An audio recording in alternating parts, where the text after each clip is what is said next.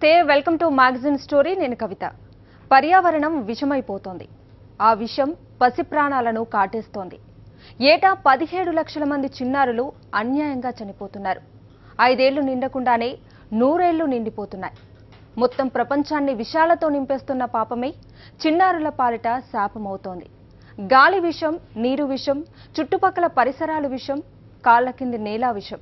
ఈ విషాలన్నీ కలిసి కోటి పడగల సర్పమై గర్భస్థ శిశువులను కాటేస్తున్నాయి.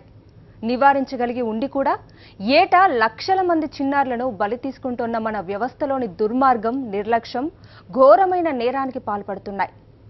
విషాదం దీనిపైనే ఇవాల్టి మ్యాగజైన్ స్టోరీ.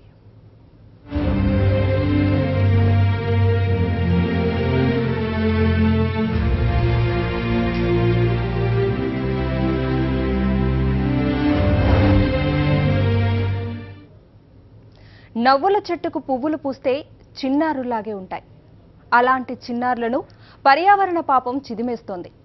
ఏటా 17 లక్షల మంది పసికందులు అన్యాయంగా పాడకట్టేస్తున్నారు. శిశుమరణాలను నివారించేందుకు మార్గాలున్నా నిర్లక్ష్యం విషాదాన్ని రాజేస్తోంది. అప్పుడే విరిసిన మల్లె పువ్వుల్లా పసికందులు మెరుస్తూ ఉండాలి. నిండు పున్నమి రోజు చంద్రుడిలా శిశువులు నవ్వుతూ ఉండాలి. నింగి నుండి నేలను రాలే మంచు బిందువులా పసికందులు చల్లగా, హాయిగా, ప్రశాంతంగా ఉండాలి. ప్రపంచంలోని చిన్నారులంతా ఓ చోట ఉంటే అదో పూలవనంలా పరవశించిపోవాలి.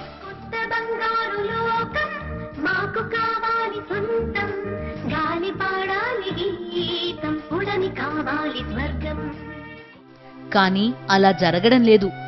విరిసి విరియకుండానే పువ్వులు నేలరాలిపోతున్నాయి. ఏ కారణం లేకుండానే పువ్వులు కాలిపోతున్నాయి. పరిస్థితి చాలా విషాదకరంగా ఉంది. పరిస్థితి చాలా భయంకరంగా ఉంది.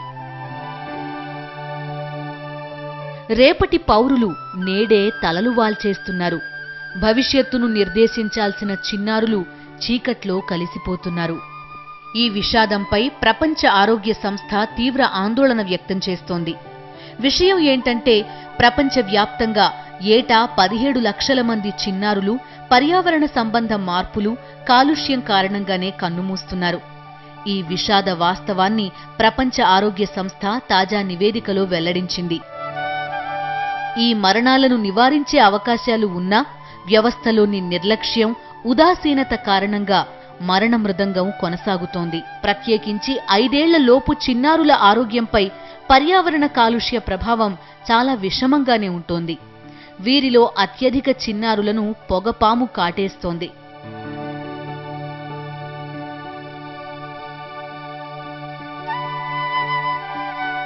గ్రామీణ ప్రాంతాల్లో వంటల కోసం రాజేసే బొగ్గు కుంపట్లు, కర్బన వాయువును విడుదల చేసే కట్టెల పొయ్యిల నుండి వచ్చే పొగ 5 ఏళ్లలోపు చిన్నారులపై దుష్ప్రభావాన్ని చూపుతోంది. పొగచూరిపోయిన చిన్నారులు శ్వాస సంబంధ వ్యాధుల బారిన పడే ప్రమాదం ఉంది. అలాగే ఊపిరితిత్తుల సమస్యలు ఉత్పన్నమవుతాయి. వాయు కాలుష్యం రకరకాలుగా, ఒకటి మోటార్ వాహనాలు, వాటి ద్వారా వచ్చేటువంటి రకరకాల కాలుష్య పదార్థాలు, తర్వాత చుట్టుపక్కల పెద్దవాళ్ళు తాగేటువంటి ధూమపానం అంటే సిగరెట్లు కానివ్వండి, చుట్టాలు కానివ్వండి, అది. మూడవది మనం వంటలు చేసుకోవడానికి వాడుకునేటువంటి ఇంధనం. సో నగర జీవనంలో ఇప్పుడైతే సాధ్యమైనంత వరకు చాలామంది గ్యాస్ వాడుతున్నారు, అది క్లీన్ ఎనర్జీ. బట్ వేరాజ్ మీరు పట్టణ ప్రాంతాల్లో, గ్రామీణ ప్రాంతాల్లో, కొన్ని అర్బన్ స్లమ్స్లో కూడా వెళ్ళి చూసినట్లయితే ఇంకా కూడా కట్టెల పొయ్యి వాడడము, దాని ద్వారా కార్బన్ మోనాక్సైడ్ లాంటి వాయువులు గాల్లోకి వచ్చేసి ఇంట్లో ఉన్న చుట్టుపక్కల ఉన్న బిడ్డల్ని బాగా ఇబ్బంది పెడుతున్నాయి. అలాగే నిమోనియా జ్వరం దాడి చేసే అవకాశాలు ఎక్కువగా ఉంటాయి. వీటిని తట్టుకుని నిలబడగలిగే శక్తి చిన్నారుల్లో ఉండదు. పొగ బారిన పడకుండా చిన్నారులను దూరంగా ఉంచగలిగితే సమస్య ఉండదు. కానీ నిరుపేద ఇళ్లల్లో అలా దూరంగా ఉండగలిగే అవకాశాలు ఉండవు. ఇళ్లల్లో కాలుష్యానికి తోడు ఆరు బయట రకరకాల విషవాయువులతో కలుషితమైపోయిన గాలి చిన్నారుల ఉసురు తీసేందుకు సిద్ధంగానే ఉంటుంది. చిన్నారులను బలిగొంటున్న మరో మహమ్మారి డయేరియా. పరిశుభ్రమైన నీరు, పారిశుద్ధ్య వాతావరణం లేకపోవడం వల్లనే డయేరియా వ్యాధి పిల్లలపై ప్రతాపం చూపుతుంది. అత్యంత నిర్దాక్షిణ్యంగా ప్రాణాలు తీసేస్తుంది. డయేరియా రాకుండా నివారణ జాగ్రత్తలు తీసుకుంటే ఈ మరణాలను అడ్డుకోవచ్చు.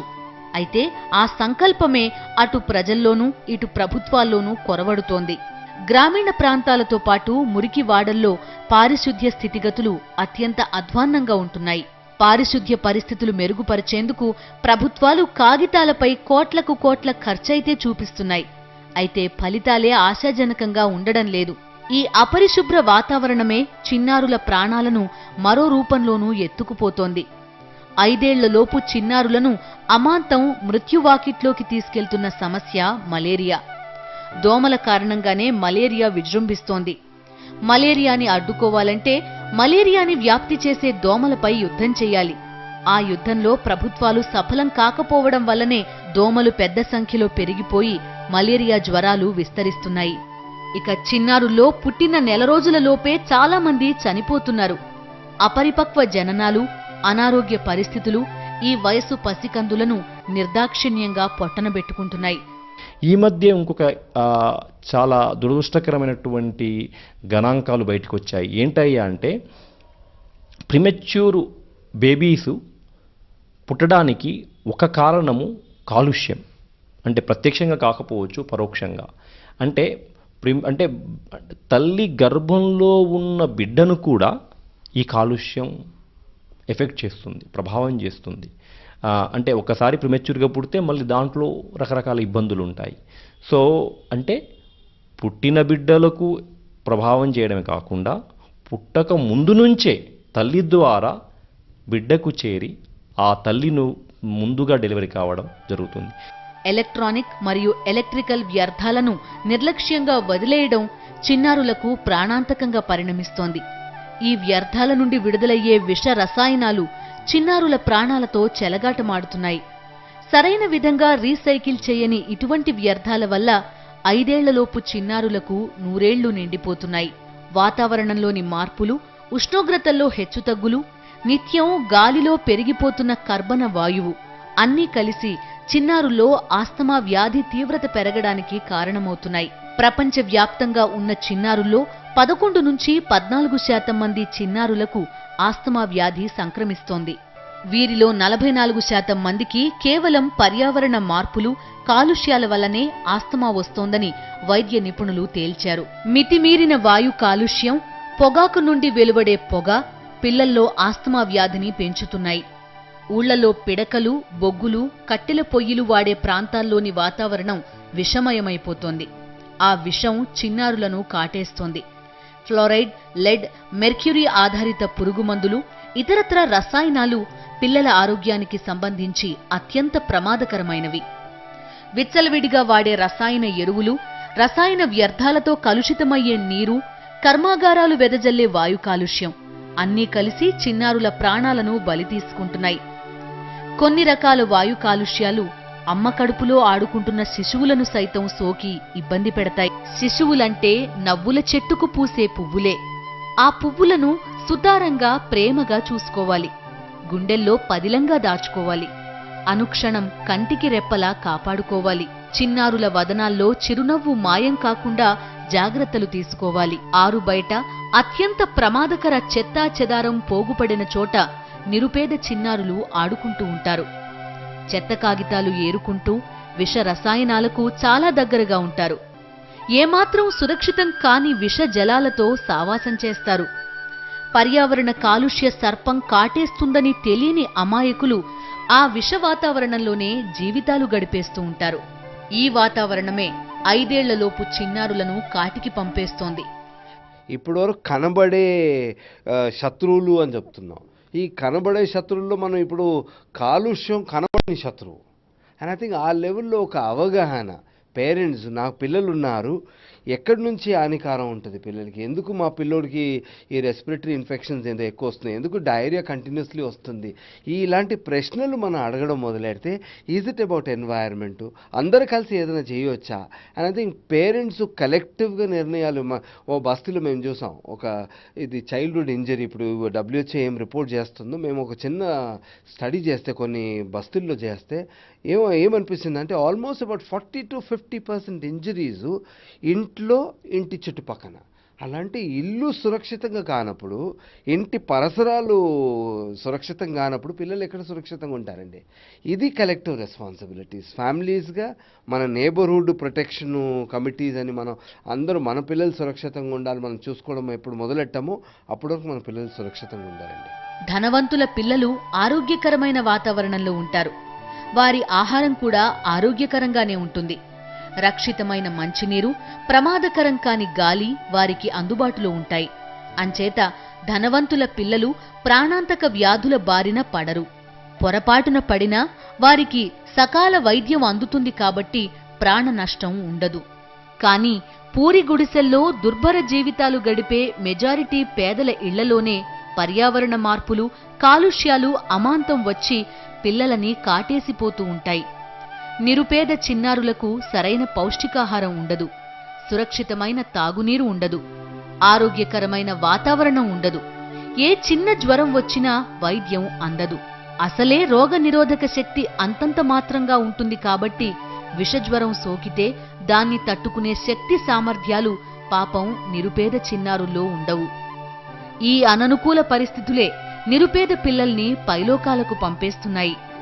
ఏటా 17 లక్షల మంది చిన్నారులను శవాలుగా మార్చేస్తున్న దారుణాన్ని ఖచ్చితంగా నివారించవచ్చు. ఇందులో ఎక్కువ బాధ్యత ప్రభుత్వాలపైనే ఉంటుంది. నిరుపేద ఆవాసాలు, వారు నివసించే బస్తీలు, పందులు కూడా ఉండడానికి ఇబ్బంది పడే మురికివాడల్లో పారిశుధ్య పరిస్థితులు మెరుగుపరచడానికి ప్రభుత్వాలు పకడ్బందీగా వ్యవహరించాల్సి ఉంది. పేదల పేరిట అమలయ్యే పథకాలన్నీ కూడా దళారులకు కాసుల వర్షం కురిపించే సాధనాలైపోతున్నాయి. పసికందులను ప్రాణప్రదంగా చూసుకోవాలని మనకి తెలీదు. ఏ నేరం చేయకుండానే శిశువులు మరణశిక్ష అనుభవిస్తుంటే తప్పు చేశామన్న భావన కూడా లేదు మనకి. మనం రాజేసిన పొగభూతం, మనం పెంచి పోషించిన కాలుష్య పాపం, మనం నిర్లక్ష్యంగా వెదజల్లిన విష రసాయనాలు కాటేసిన పర్యావరణం ఏటా లక్షలాది మంది పసికందులను అన్యాయంగా పాడెక్కిచ్చేస్తుంటే తమాషా చూసే దుర్మార్గపు వ్యవస్థ మనది. చిన్నారులు చనిపోవడం లేదు, అందరం కలిసి చంపేస్తున్నాం. అందరి నిర్లక్ష్యం వారిని కబళించేస్తోంది. ఈ ఘోర నేరంలో ప్రతి ఒక్కరూ నిందితుడే. అందరిలోకి ప్రధాన ముద్దాయి పాలకులే. పాలకులను బోన్లో నిలబెట్టాల్సిన సమయం ఆసన్నమైంది. కనీసం భవిష్యత్తులో అయినా శిశు మరణాలను ఆపేందుకు ప్రభుత్వాలు కంకణం కట్టుకోవాలి. పర్యావరణ కాలుష్యమే కాదు, పౌష్టికాహార లోపం, ఇతరత్ర సమస్యల కారణంగా నెలలు నిండకుండానే శిశువులకు 100 ఏళ్లు నిండిపోతున్నాయి. అమ్మ కడుపులోంచి అవనిలోకి వచ్చే నవజాత శిశువులు అమ్మా అని పిలవకముందే కళ్ళు తేలేస్తున్నారు. తీరని గర్భశోకంతో అమ్మలు జీవితాంతం విషాదాన్ని మోస్తున్నారు. నవజాత శిశు మరణాల రేటును తగ్గించడానికి ప్రపంచవ్యాప్తంగా నిర్దేశించుకున్న లక్ష్యాలను అన్ని దేశాలు బాగానే నెరవేరుస్తున్నాయి. విషాదం ఏంటంటే భారతదేశం మాత్రం లక్ష్యాలకు అనుగుణంగా ఫలితాలు సాధించలేకపోతోంది. ప్రపంచవ్యాప్తంగా ఏటా 1.5 కోటి మంది శిశువులు ఈ లోకంలోకి అడుగుపెడుతున్నారు.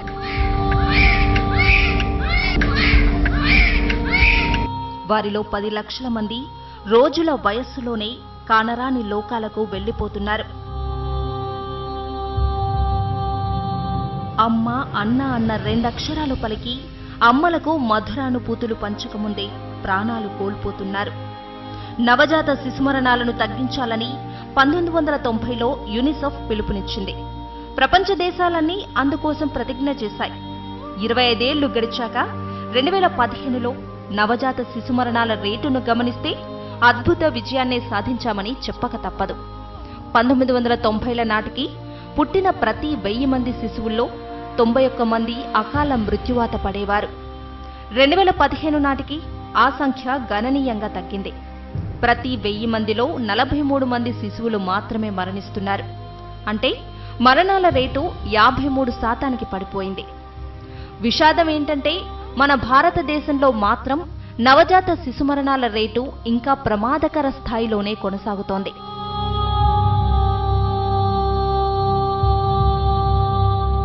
శిశు మరణాలకు చాలా కారణాలుంటున్నాయి.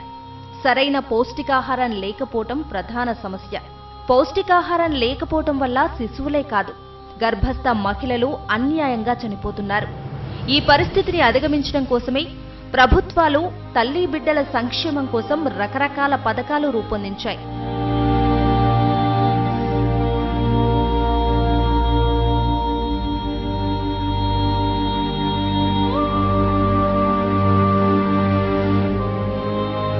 నవజాత శిశువులకు అవసరమైన టీకాలు, వ్యాక్సిన్లతో పాటు వారు ఆరోగ్యంగా బలంగా పెరిగేందుకు అవసరమైన ఆహారాన్ని అందించేందుకు పథకాలైతే ఉన్నాయి. కాకపోతే పసి ప్రాణాల కోసం ఉద్దేశించిన ఈ ఆహారం కూడా అవినీతి పందికొక్కులకు ఆహారంగా మారిపోతోంది. ఫలితంగా అనుకున్న లక్ష్యాలు సాధించటం కష్టమవుతోంది.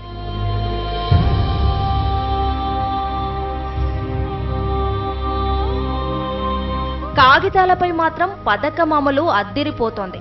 కానీ ఫలాలు మాత్రం చేరాల్సిన వారిని చేరటం లేదు. నవమాసాలు మోయకుండానే ముందస్తుగానే పిల్లలు పుట్టడం ఓ సమస్య. ఇలాంటి పిల్లలు ఆరోగ్యపరంగా ఎన్నో సమస్యలను ఎదుర్కోవటమే కాకుండా చాలా బలహీనంగా పుడుతున్నారు.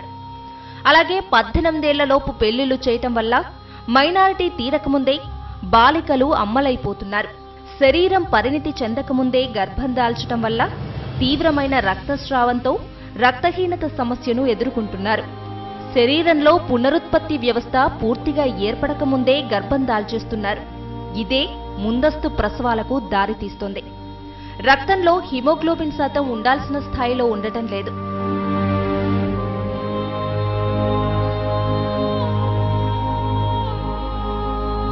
బాల్య వివాహాలు ఆపండర్రా అని మొత్తుకుంటున్నా గ్రామీణ భారతంలో ఎవరూ దీన్ని పట్టించుకోవటం లేదు. బాల్య వివాహాలు చేసుకున్న వారికి పుట్టిన పిల్లలు నెలల వయసు దాటకముందే విషాద జ్ఞాపకాలుగా మిగిలిపోతున్నారు. తల్లులకు భరించలేని శోకాన్ని మిగిల్చిపోతున్నారు.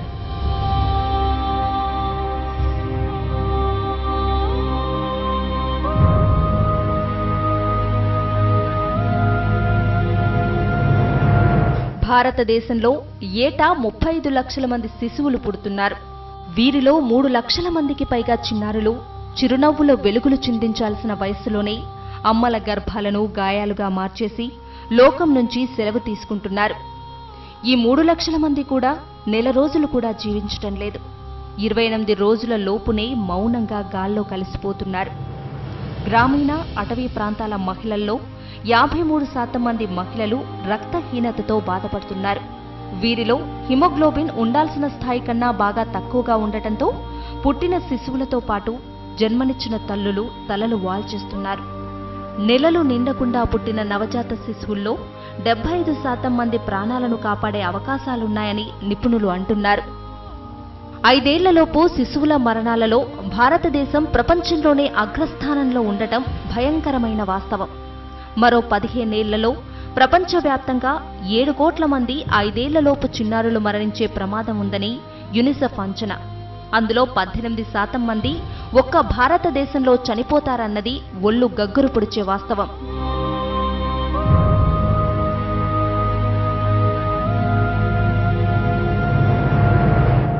శిశువులను, వారితో పాటే తల్లులను క్షేమంగా చూసుకుంటేనే కాని ఈ మరణాల రేటు తగ్గదు. ఇందుకోసం ప్రభుత్వం చాలా పథకాలు రూపొందించింది. వాటి అమలుకు అనేక కేంద్రాలను నెలకొల్పింది.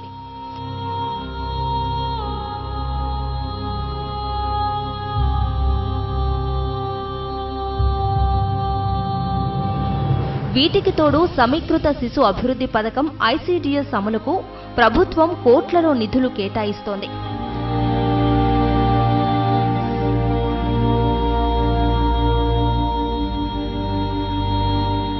గర్భస్థ మహిళలకు, బిడ్డలకు జన్మనిచ్చిన బాలింతలకు, వారి బిడ్డలకు అవసరమైన వ్యాధి నిరోధక టీకాలు, ఇతరత్రా ఔషధాలు, గుడ్లు, పాలు, తినుబండారాల వంటి ఆహార పదార్థాలను అందించేందుకు అంగన్వాడీ కేంద్రాలు ఉన్నాయి. అయితే ఈ ఆహారం దారి మళ్లుతోంది. శిశువులకివ్వాల్సిన ఔషధాలు అధికారుల జేబుల్లో కరెన్సీగా మారిపోతున్నాయి. శిశువులు బలంగా తయారవడానికి ఉద్దేశించిన బలవర్ధక ఆహారం మేసి అక్రమార్కులు బలిసిపోతున్నారు. బలిసిన అక్రమార్కుల నుండి పై అధికారులకు, రాజకీయ నాయకులకు వాటాలు వెళ్తున్నాయి.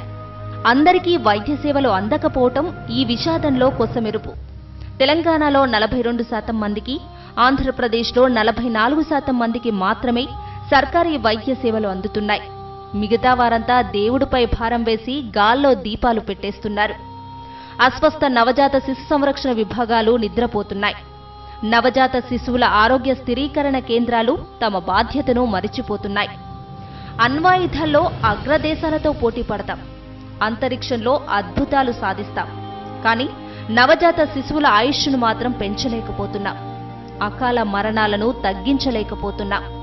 మన పొరుగునే ఉన్న శ్రీలంక చాలా రంగాల్లో భారతదేశం కంటే చాలా వెనుకబడి ఉంది. అయితేనేం నవజాత శిశు మరణాల రేటును అద్భుత రీతిలో నియంత్రించగలిగింది. గతేడాది శ్రీలంకలో నవజాత శిశు మరణాల సంఖ్య అక్షరాల 3700. అంటే శ్రీలంక పాలకులు ఎంత చిత్తశుద్ధిగా శిశు సంక్షేమానికి పాటుపడ్డారో అర్థం చేసుకోవచ్చు. ఇక జనచైనాలో గతేడాది 1,82,000 మంది శిశువుల ప్రాణాలు గాల్లో కలిశాయి. మరి మన భారతదేశంలో పరిస్థితి ఏంటో తెలుసా? గతేడాది మన దేశంలో 12 లక్షల మంది నవజాత శిశువులకు నెలల వయస్సులోనే ఈ భూమి మీద పాలు చెల్లిపోయాయి. లక్షలాది మంది అమ్మలు జీవితానికి సరిపడా విషాదాన్ని తమ కళ్లల్లో నీళ్ల రూపంలో మోయాల్సి వస్తోంది.